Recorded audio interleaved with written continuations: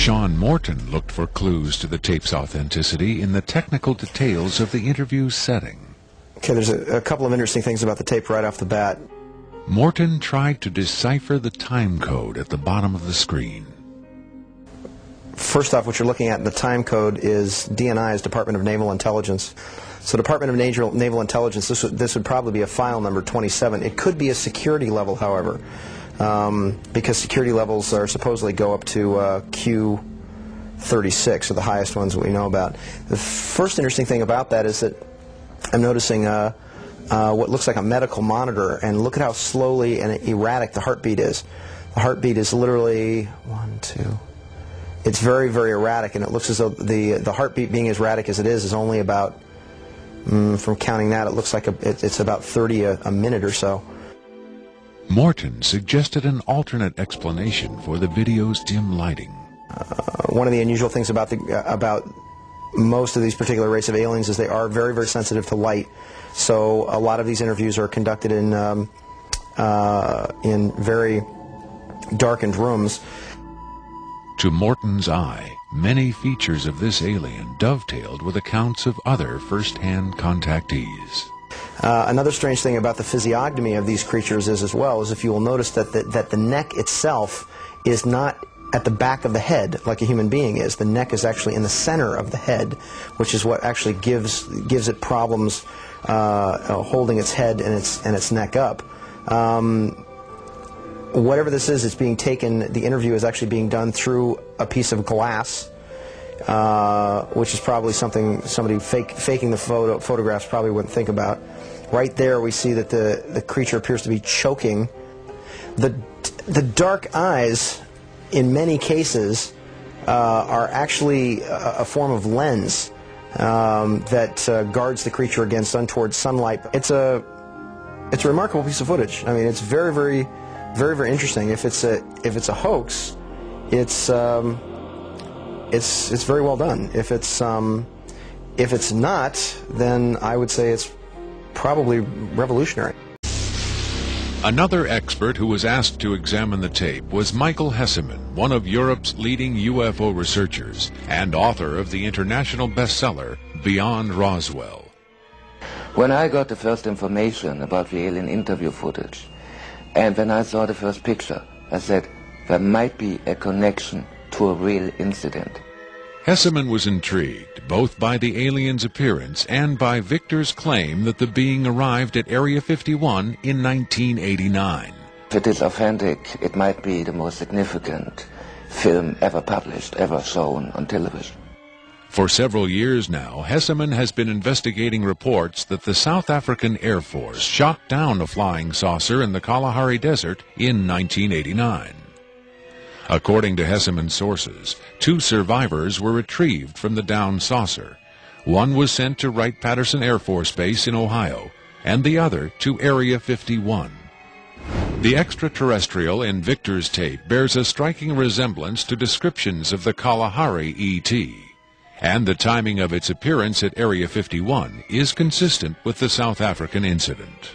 If you see the drawings we have of the Kalahari alien and the descriptions we have, it seems to be the same being. And the Kalahari incident puts the alien interview footage into a context and gives it at least a probability that it might be real. It might be the real stuff, we just don't know. Whitley Strieber, best-selling author of Communion, claims to have had numerous personal contacts with alien beings. He has become the de facto spokesman for the growing number of people who claim to have been abducted by extraterrestrials. The nationally syndicated television program Strange Universe asked Strieber and several other abductees to view the alien interview tape. What Strieber saw left him profoundly shaken.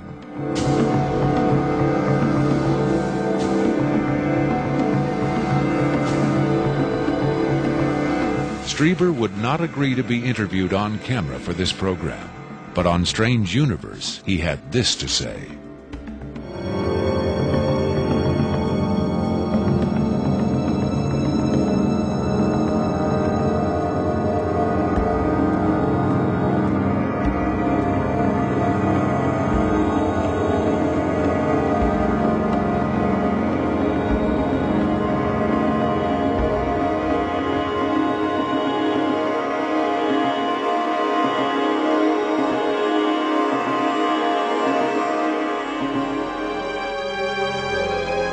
On May 23, 1997, Victor gave a radio interview on the nationally syndicated show Coast to Coast AM with Art Bell.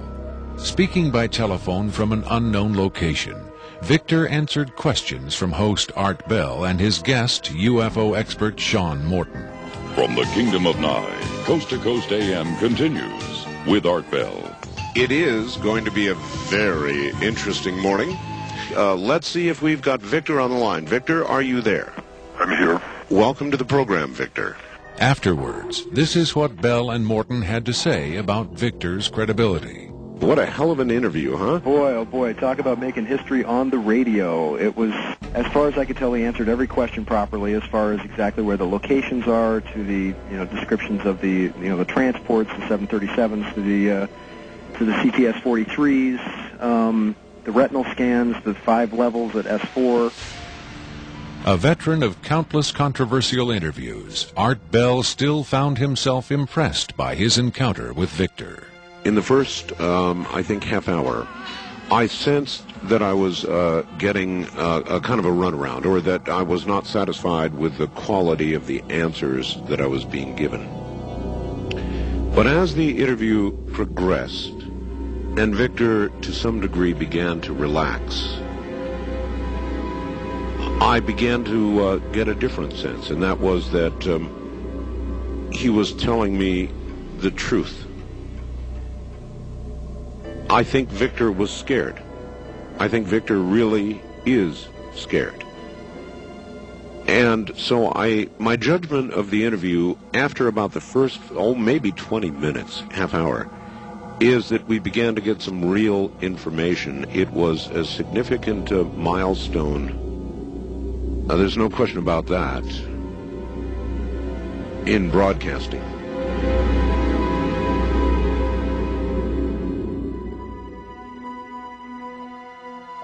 If the government has really been in contact with superior aliens, wouldn't we see some evidence of it? For instance, amazing new scientific discoveries.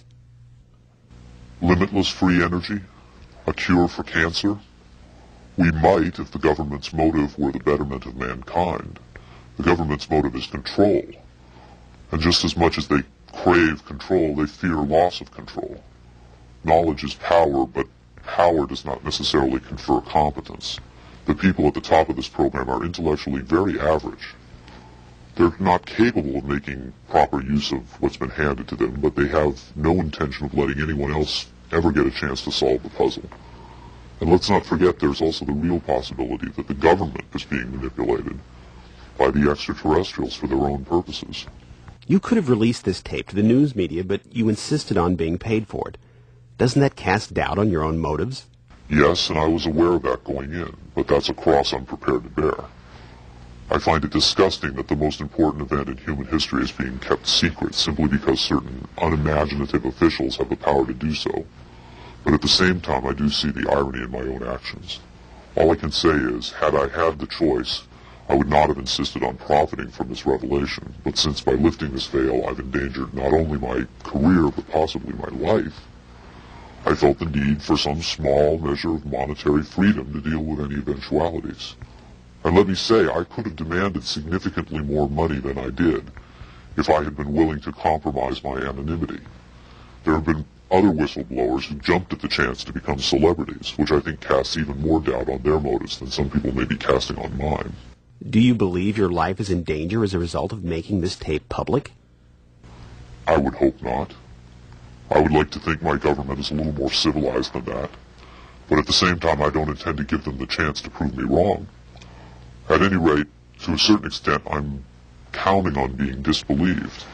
Obviously, they would like me to be perceived as a hoaxer. If something were to happen to me, if I should die suddenly in a freak accident, it would obviously lend credence to my story, and I assume they understand that and will act or not act accordingly.